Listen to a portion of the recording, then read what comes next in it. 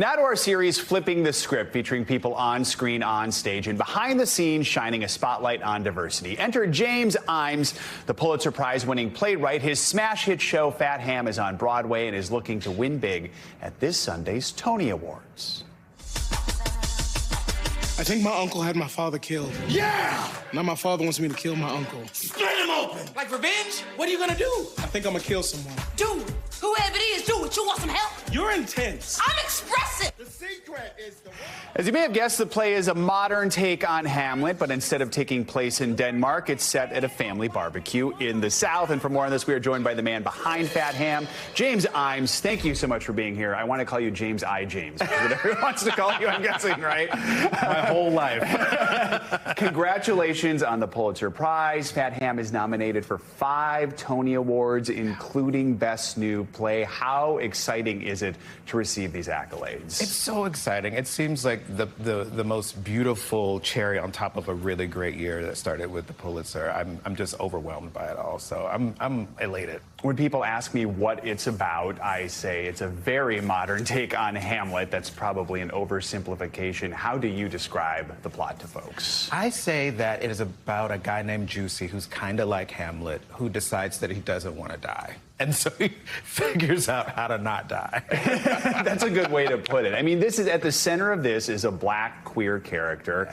A year ago at the Tonys, the big winner was A Strange Loop, also about a black queer character. What does it mean to have these stories being told on such a big stage right now on Broadway? It just makes me so happy because when I was young, I didn't have a whole lot of those kinds of images that I could turn to on TV, on stage, anywhere really.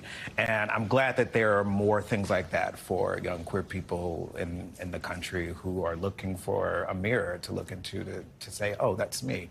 I felt that way when I sat through Strange Loop. I love that musical so much, so I'm glad that this play is joining that number. Are you hearing from people who are having that reaction? I mean, what are some of the things you're hearing from people? I mean, there's several people who have come up to me with tears in their eyes and they're like, I've never seen myself on stage and tonight I did, or oh, that like unlocked something for me that helped me understand my son or my daughter or my child in a way that I hadn't before. It's really special. And the number of like young people that are saying, I've seen it like 3 times, which I'm always like, oh my God.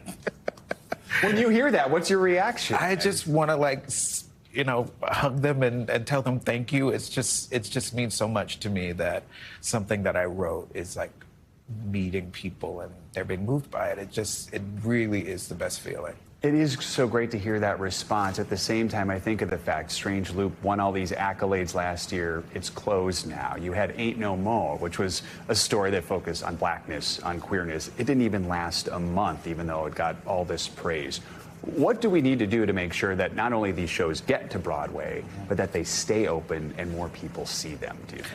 I think it's about time. The shows really do need time to find the audience, to find the excitement around them. Like even with our show, which has done pretty well, you know, the ticket sales have gone up because the word of mouth took a little while for people to like really understand what the show was and feel like they wanted to be compelled to come. So time, I think, is important. Resources, making sure that those shows have the same kind of resources that more mainstream things do.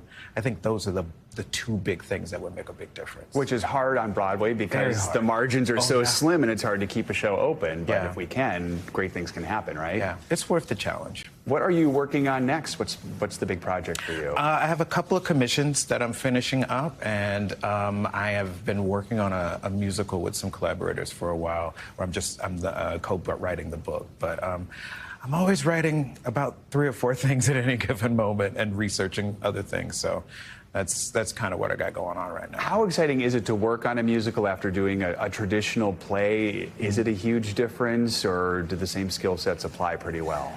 And there's a little bit of difference. Like it's slightly more economic. You know, it's more about helping the story of the music pull together, and I really enjoy that. And I came out of music. I was a vocal performance major in college, so it just feels really good to be back in that form a little bit. You want to take the stage yourself and sing a little no, bit? no.